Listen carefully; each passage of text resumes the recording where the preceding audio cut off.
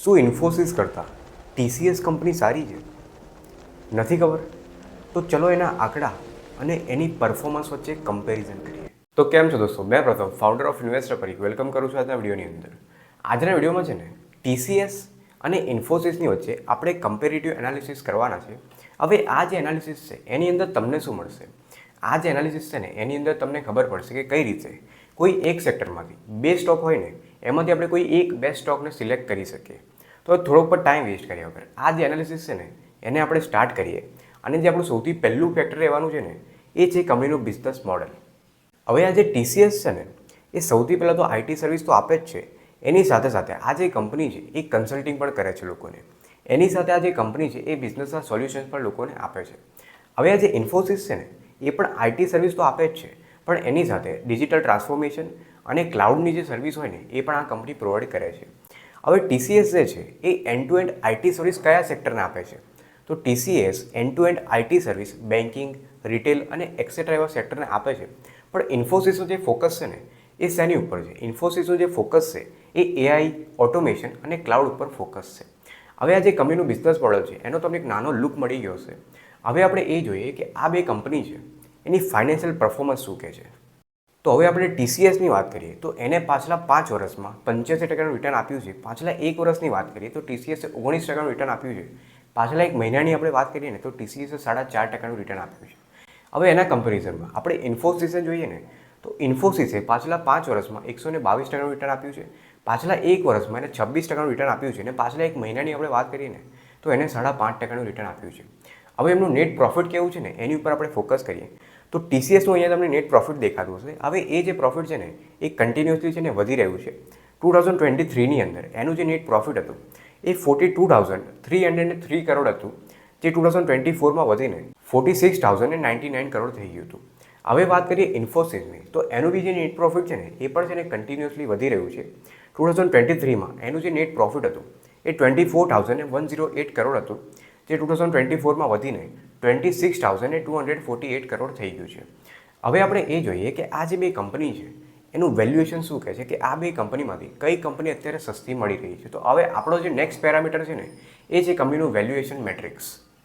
તો અત્યારે જે ટીસીએસનો પ્રાઇસ છે ને એ 4,171 રૂપીસ છે અને જે ઇન્ફોસિસનો પ્રાઇસ છે એ 1,751 રૂપીસ છે. હવે એમ તો છે ને બંને કંપની એક જ ઇન્ડસ્ટ્રીમાંથી બિલોંગ કરે છે, તો એમનું જે ઇન્ડસ્ટ્રી પી છે ને એ અહીં આપણને સરખો જ દેખાય છે કે ભાઈ 31.8 છે.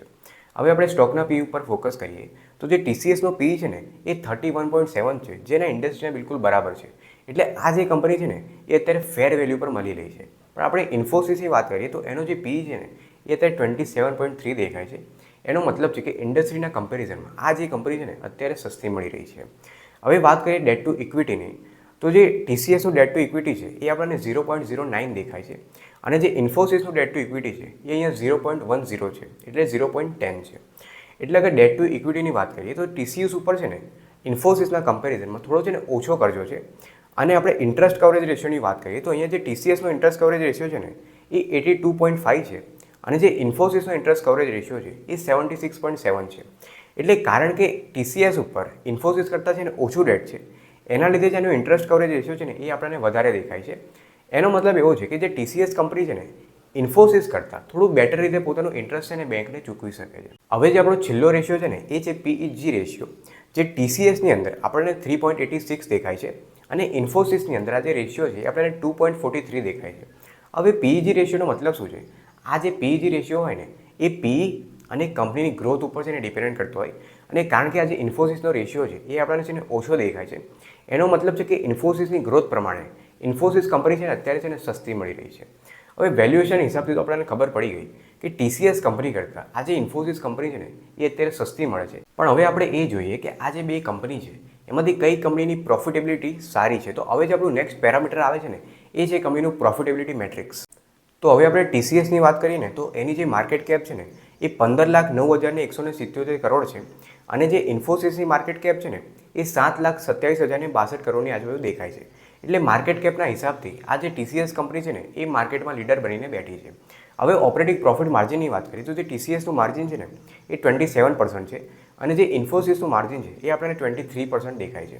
હવે ઓપરેટિંગ પ્રોફિટ માર્જિનનો મતલબ શું કે કંપની જે બિઝનેસ કરે છે એ બિઝનેસમાંથી કંપની કેટલું માર્જિન ખેંચે છે એ છે ને આપણને ઓપરેટિંગ પ્રોફિટ માર્જિન બતાવતું હોય છે. હવે આપણે પ્રોફિટ ગ્રોથની વાત કરીએ તો જે TCSની ગ્રોથ છે ને એ 8%ની આજુબાજુ દેખાય છે અને જે ઇન્ફોસિસની ગ્રોથ છે એ પણ છે ને આપણને 8%ની આજુબાજુ દેખાય છે.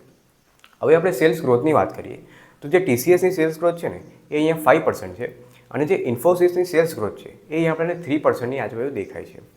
હવે રિટર્ન ઓન ઇક્વિટીની વાત કરીએ તો TCSએ જે પૈસા IPOમાંથી ઉઠાયા હતા એ પૈસાનું કંપની 51% રિટર્ન આપી રહી છે.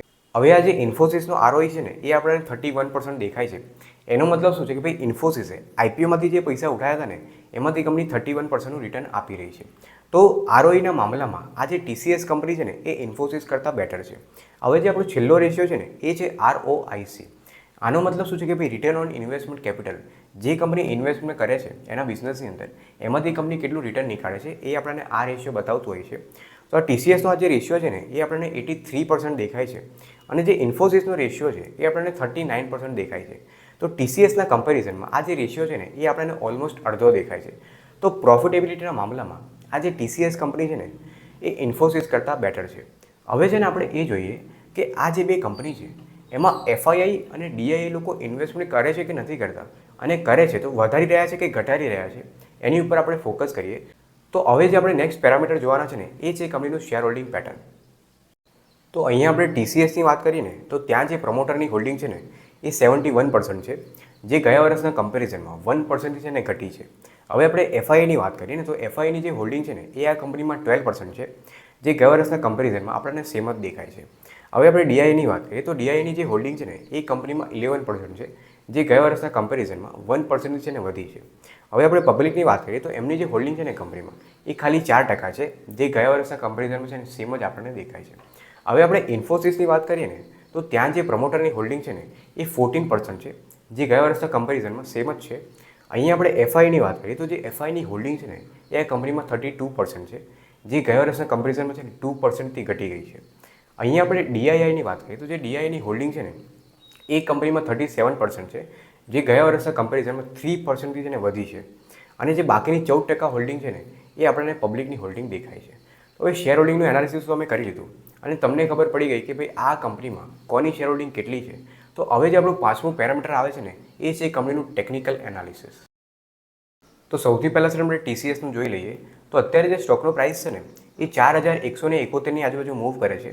અને અહીંયા આગળ તમે ધ્યાનથી જોશો ને તમને દેખાશે કે અત્યારે જે સ્ટોકનો પ્રાઇસ છે ને એના સપોર્ટની નજીક આવીને ઊભો રહી ગયો છે. તો અગર આ જે સપોર્ટ છે એને સ્ટોકનો પ્રાઇસ બ્રેક કરીને નીચે જતો રહે ને તો એના પછી જેને સપોર્ટ મળવાનું છે ને એ 3697ની આજુબાજુ મળવાનું છે. પણ અહીંયા આગળ આપણે માની લઈએ કે આ જે સ્ટોકનો પ્રાઇસ છે એ સપોર્ટને ટચ કરીને ઉપર જતો રહે છે, તો એને જે સૌથી પહેલું રજિસ્ટન્સ મળશે ને એ 4456ની આજુબાજુ આપણને જોવા મળશે.